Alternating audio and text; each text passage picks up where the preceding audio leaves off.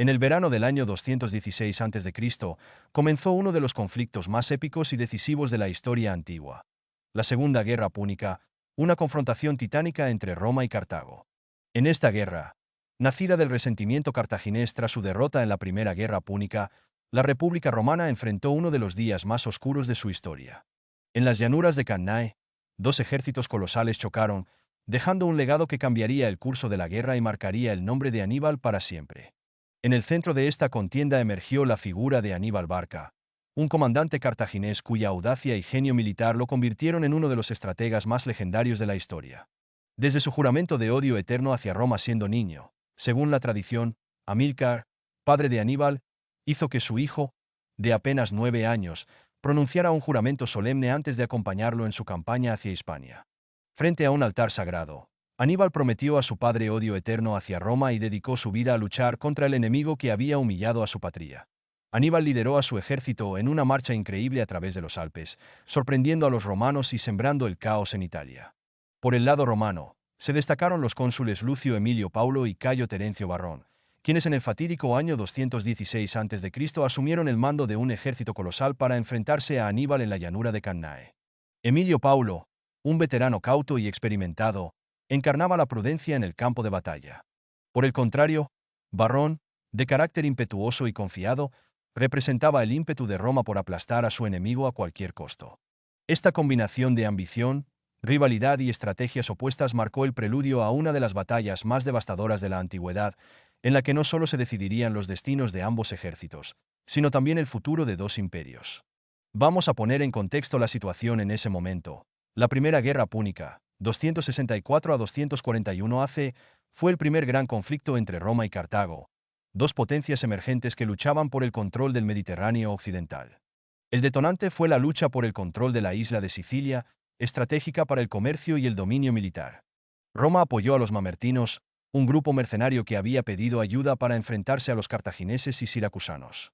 También había intereses enfrentados ya que Cartago tenía una fuerte presencia naval y bases en Sicilia, mientras que Roma, aunque terrestre, aspiraba a expandirse fuera de la península italiana. Durante esta primera guerra Roma, con sus disciplinadas legiones, destacó en combates terrestres, tomando ciudades clave como Agrigento. Al inicio, Cartago dominaba el mar gracias a su poderosa flota. Sin embargo, Roma construyó una armada utilizando tecnología cartaginesa capturada y desarrolló el Corvus, un puente móvil que permitía abordar barcos enemigos, transformando batallas navales en combates cuerpo a cuerpo. En la batalla de las Islas Cegadas, 241 a.C., Roma destruyó gran parte de la flota cartaginesa, asegurando el dominio naval y forzando a Cartago a negociar la paz. Las largas campañas y los costos de la guerra dejaron a Cartago debilitada económica y militarmente. Las consecuencias de esta primera guerra fueron que Roma salió victoriosa. Cartago tuvo que ceder Sicilia, Córcega y Cerdeña, pagar una indemnización masiva y renunciar a su influencia en el Mediterráneo occidental. La humillación y pérdida de territorios alimentaron un deseo de revancha, especialmente en líderes como Amílcar Barca y su hijo, Aníbal. La Primera Guerra Púnica marcó el inicio del dominio romano sobre el Mediterráneo y dejó a Cartago en una posición vulnerable que eventualmente llevaría al estallido de la Segunda Guerra Púnica. En el 218 a.C., Aníbal emprendió una de las hazañas más audaces de la historia militar: cruzar los Alpes para invadir Italia desde el norte, desafiando todas las expectativas romanas. Con un ejército compuesto por unos 50.000 soldados, 9.000 jinetes y cerca de 37 elefantes de guerra, Aníbal se enfrentó a un terreno inhóspito, nevado y traicionero, así como a ataques de tribus locales. Pese a sufrir grandes pérdidas por las duras condiciones, logró atravesar las montañas con un ejército aún lo suficientemente fuerte para amenazar a Roma desde un flanco inesperado. Este movimiento estratégico no solo desconcertó a los romanos, sino que también aseguró el apoyo de varias tribus galas del norte de Italia, que se unieron a su causa. Los éxitos en las batallas de Trebia y Trasimeno pusieron las bases futuras. Aníbal, recién llegado a Italia, utilizó una estrategia magistral en la batalla del río Trebia, 218 a.C. Atrajo al ejército romano, liderado por el cónsul Tiberio Sempronio Longo, a través del helado río Trebia, dejando a los soldados romanos extenuados y desorganizados. Aprovechando esto, su caballería y una fuerza oculta de infantería emboscaron a los romanos, infligiéndoles una derrota devastadora. En la batalla del lago Trasimeno, 217 a.C., Aníbal demostró nuevamente su brillantez táctica al tender una emboscada perfecta. Ocultó a sus tropas en las colinas que rodeaban el lago Trasimeno, atrapando al ejército romano de Cayo Flaminio en un paso estrecho. En un ataque coordinado y sorpresivo, los romanos fueron aniquilados o empujados al lago, en una de las mayores emboscadas de la historia militar. Las derrotas en Trebia y Trasimeno dejaron a Roma en estado de pánico. El Senado nombró a Fabio Máximo dictador, quien adoptó una estrategia de desgaste para evitar enfrentamientos directos con Aníbal. Sin embargo, esta táctica, aunque efectiva, fue vista como cobarde por muchos romanos. En el 216 a.C., Roma decidió abandonar la estrategia de Fabio y enfrentarse directamente a Aníbal con un ejército masivo. Bajo el mando conjunto de los cónsules Lucio Emilio Paulo y Cayo Terencio Varrón, Roma reunió a casi 90.000 soldados, el mayor ejército que habían movilizado hasta entonces. Aníbal, por su parte, contaba con unos 50.000 hombres, lo que lo colocaba en una clara desventaja numérica. A pesar de esta desventaja, Aníbal estaba preparado para emplear su genio estratégico en lo que se convertiría en una de las batallas más icónicas de la historia antigua. La batalla de Cannae. Hasta aquí hemos revisado los pasos, acciones y resultados, ahora vamos a centrarnos en el momento actual. Veamos el campo de batalla donde todo se va a desarrollar, para seguir acercándonos al desenlace. La batalla de Cannae tuvo lugar en una amplia llanura cerca del río Aufidus, o Iofanto, en la región de Apulia, al sureste de la península itálica. Este entorno desempeñó un papel crucial en el desenlace de la batalla, ya que Aníbal eligió cuidadosamente este terreno para maximizar las ventajas de su ejército y contrarrestar la superioridad numérica de los romanos. Las características del terreno son las siguientes. Primera, es una amplia llanura. La llanura de Cannae ofrecía un espacio extenso y abierto, ideal para maniobrar grandes ejércitos. Aunque favorecía el despliegue de las legiones romanas, también proporcionaba suficiente libertad para que Aníbal utilizara tácticas de envolvimiento. Segunda, proximidad al río Aufidus. El río era una fuente vital de agua, especialmente en el calor del verano. Aníbal situó su campamento cerca del río, asegurando el acceso para sus tropas y obligando a los romanos a posicionarse en un área más seca y polvorienta, desgastando a sus soldados incluso antes del combate. Tercera, viento y polvo. Durante la batalla, el viento sopló desde el río hacia el ejército romano, levantando polvo que dificultaba la visibilidad. Aníbal calculó esto para desorientar a sus enemigos, una muestra de cómo integraba factores naturales en su estrategia. Aníbal, consciente de su inferioridad numérica, sabía que un enfrentamiento directo en terreno neutral lo pondría en desventaja. Por ello, eligió la llanura de Cannae porque ofrecía condiciones ideales para aplicar una táctica envolvente y neutralizar la fuerza bruta de las legiones romanas. Aníbal dispuso su ejército de manera que los romanos, confiados en su superioridad, creyeran que podían aplastar fácilmente a las fuerzas cartaginesas. Colocó su campamento en un lugar visible para provocar a los romanos a atacar. Organizó su línea de batalla con una formación central más débil, formada por infantería ligera, mientras situaba a sus tropas más disciplinadas y experimentadas en los flancos. La amplitud de la llanura permitió a su caballería operar con libertad, un elemento decisivo en la batalla. La llanura permitió a los elefantes y a la caballería pesada cartaginesa maniobrar con eficacia. Además, la presencia del río y las condiciones climáticas jugaron a su favor, demostrando que no solo planeaba las tácticas militares, sino también los detalles ambientales. Veamos ahora cuáles fueron los preparativos y despliegues por ambas partes previos a la confrontación. La táctica clásica de las legiones romanas, conocida como triplex acies, consistía en organizar a los soldados en tres líneas principales de infantería, cada una con roles específicos. Primera línea. Los astati eran jóvenes soldados relativamente inexpertos armados con lanzas y escudos grandes. Su función era absorber el impacto inicial del combate y desgastar al enemigo. Segunda línea. Los príncipes son los soldados veteranos más experimentados y mejor equipados con espadas y escudos, se encargaban de sostener el combate después del desgaste inicial.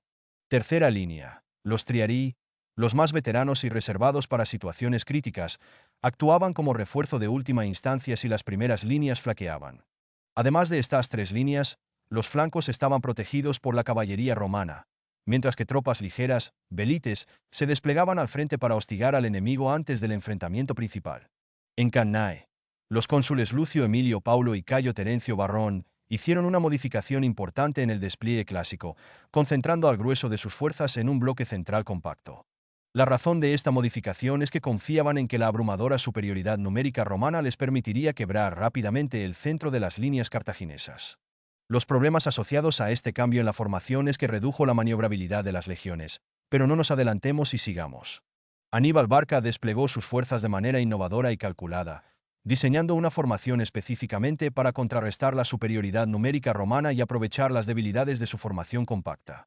Esta disposición tenía como objetivo principal envolver al ejército romano y aniquilarlo.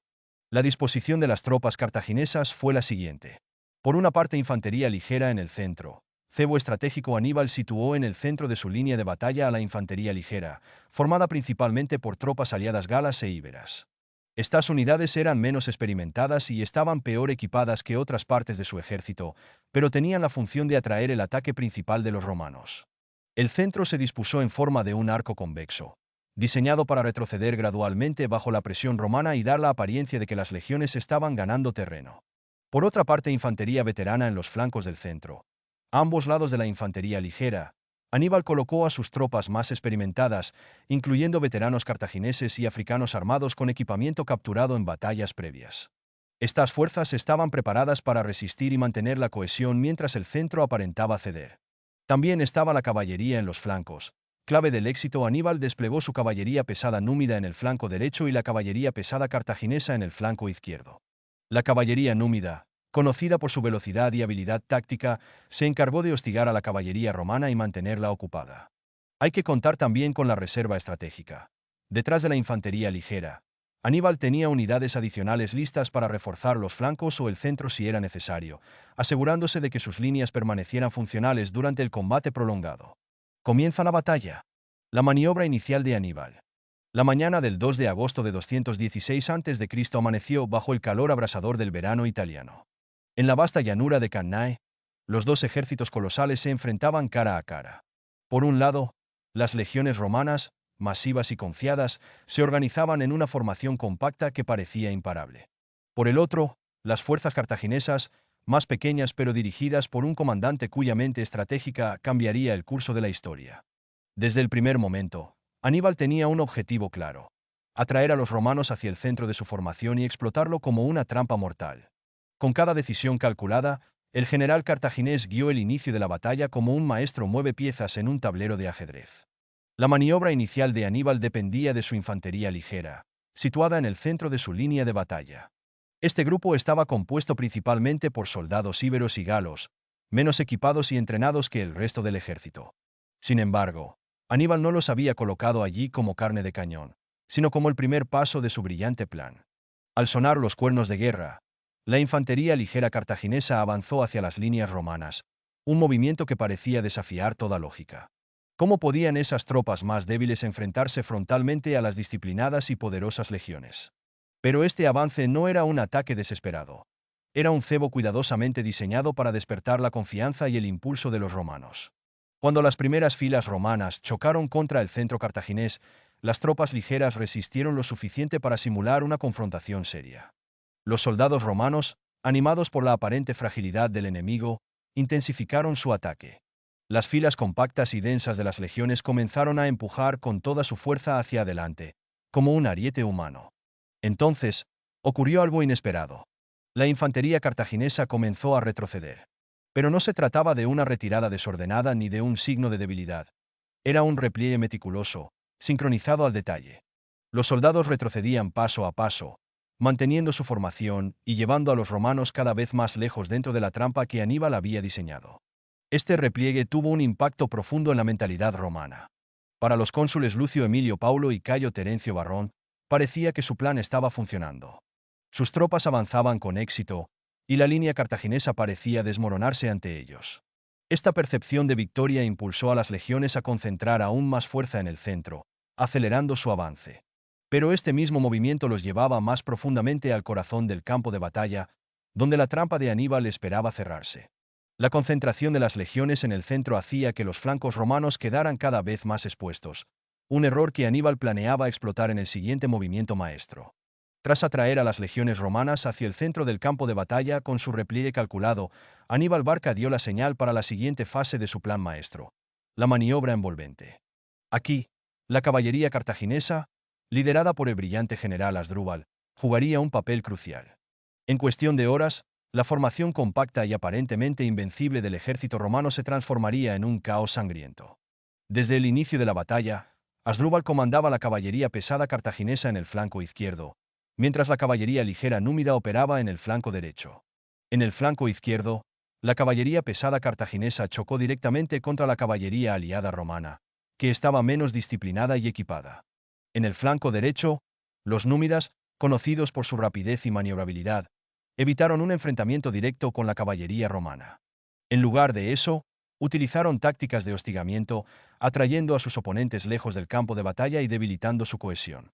Tras asegurar el flanco izquierdo, Asdrúbal dirigió a la caballería pesada hacia la retaguardia romana, donde se unió a la caballería númida. Este movimiento de pinza completó el cerco, aislando completamente a las legiones romanas y dejándolas atrapadas en un círculo mortal. Mientras la caballería cartaginesa eliminaba cualquier posibilidad de escape, la infantería pesada de Aníbal se movía para ejecutar el golpe final. La infantería veterana cartaginesa, situada en los flancos del centro, giró hacia adentro al recibir la señal de Aníbal. Este movimiento atrapó a los romanos en un embudo letal, donde los soldados romanos, compactados en su propia formación, no podían maniobrar ni defenderse con eficacia. Con la caballería en la retaguardia y la infantería pesada cerrando los lados, los romanos se encontraron completamente rodeados. Este cerco, conocido como doble envolvimiento, es considerado una de las tácticas más brillantes en la historia militar. Los romanos, incapaces de escapar, fueron sometidos a un ataque constante desde todos los ángulos. Los soldados cartagineses avanzaban con precisión letal, mientras el caos y la desesperación se apoderaban de las filas romanas. A medida que el espacio para maniobrar disminuía, los romanos quedaron atrapados como en una trampa mortal. Muchos murieron aplastados por sus propios compañeros, incapaces de siquiera levantar sus armas en defensa. Con la trampa de Aníbal cerrada, el resultado fue rápido y no son necesarias muchas palabras. El ejército romano se enfrentó a una de las peores catástrofes militares de la historia antigua. Atrapados en la formación más compacta que los había definido como invencibles, las legiones se encontraron sin espacio para maniobrar ni para luchar. En unas pocas horas, más de 50.000 soldados romanos perecieron en un baño de sangre que marcó el día más oscuro para Roma durante la Segunda Guerra Púnica. La victoria de Aníbal en Cannae fue un punto culminante en su carrera militar y una de las derrotas más devastadoras de Roma. Este acontecimiento no solo consolidó la leyenda del general cartaginés como un genio táctico, sino que también dejó un impacto duradero en la estrategia militar y en el desarrollo de la guerra en los siglos posteriores. Cannae se convirtió en la obra maestra de Aníbal, el ejemplo definitivo de cómo la astucia y la planificación pueden derrotar a un enemigo más numeroso y bien organizado. La táctica de doble envolvimiento empleada por Aníbal fue estudiada por generaciones de comandantes militares, quienes vieron en ella la cúspide de la estrategia en el campo de batalla. Esta batalla, aunque fue un golpe terrible para Roma, tanto militar como psicológicamente, supuso para Roma una lección de resiliencia y adaptación. Roma se dio cuenta de que su fuerza no radicaba solo en las legiones, sino en su sistema político, sus recursos económicos y la lealtad de sus aliados. Las reformas militares posteriores fortalecieron las capacidades tácticas y estratégicas de Roma, marcando un antes y un después en la historia militar romana. Veamos ahora la influencia de Cannae en guerras posteriores. La batalla de Cannae ha sido objeto de estudio por comandantes militares desde la antigüedad hasta la era moderna. Su influencia se puede observar en varias campañas y conflictos históricos. 1. En ejércitos de la antigüedad y la Edad Media, generales como Escipión el Africano, quien derrotaría a Aníbal en Zama, aprendieron de las tácticas empleadas en Cannae. Escipión aplicó una estrategia similar al usar movimientos envolventes contra las fuerzas cartaginesas. 2. Napoleón Bonaparte. El estratega francés admiraba profundamente la táctica de Cannae y la utilizó como inspiración para varias de sus batallas, buscando constantemente rodear y aniquilar a sus enemigos. 3. La Primera y Segunda Guerra Mundial.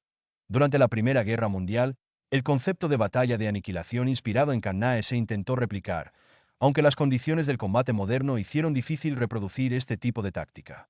En la Segunda Guerra Mundial, la Operación Barbarroja, la invasión alemana de la Unión Soviética, contenía elementos de una maniobra envolvente a gran escala, aunque con resultados mixtos. 4. Estudios estratégicos modernos. Cannae se enseña en academias militares de todo el mundo como un ejemplo clásico de cómo un ejército más pequeño y menos numeroso puede derrotar a un oponente superior mediante una planificación táctica magistral. Aunque esto no pertenece ya a la batalla de Cannae, sí merece la pena preguntárselo. ¿Qué pasó después? Aníbal Barca no marchó hacia Roma tras su victoria en la batalla de Cannae debido a una combinación de factores estratégicos, logísticos y políticos. Aunque la decisión ha sido objeto de debate histórico durante siglos, hay varias razones clave que explican por qué no aprovechó esta victoria aparentemente decisiva para atacar la capital romana. 1. Ejército diezmado. A pesar de su éxito en Cannae, el ejército de Aníbal había sufrido bajas significativas en los años previos, y las tropas restantes estaban agotadas tras años de campaña en Italia. Aníbal carecía de suficientes hombres y suministros para mantener un sitio prolongado de una ciudad tan bien defendida como Roma. 2. Apoyo limitado desde Cartago. La élite política en Cartago no proporcionó a Aníbal los refuerzos necesarios para consolidar su posición en Italia. Aunque envió mensajes solicitando tropas adicionales y recursos, su gobierno se mostró más preocupado por proteger sus territorios en África y España. 3. Fortificaciones de Roma. La ciudad de Roma estaba protegida por sólidas murallas y una guarnición bien entrenada. Un sitio directo habría sido extremadamente arriesgado, especialmente sin maquinaria de asedio adecuada. Además, el tiempo jugaba en contra de Aníbal. Un sitio prolongado habría permitido a Roma reorganizar sus fuerzas y lanzar contraataques. 4. Estrategia fabiana. Tras Cannae, Roma adoptó una estrategia de evitar enfrentamientos directos con Aníbal, desgastándolo mediante guerra de guerrillas y negándole los recursos necesarios.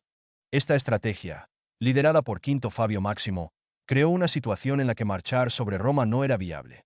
5. Alianzas inestables en Italia. Después de Cannae, algunas ciudades-estado italianas y aliados de Roma cambiaron de bando y se unieron a Aníbal.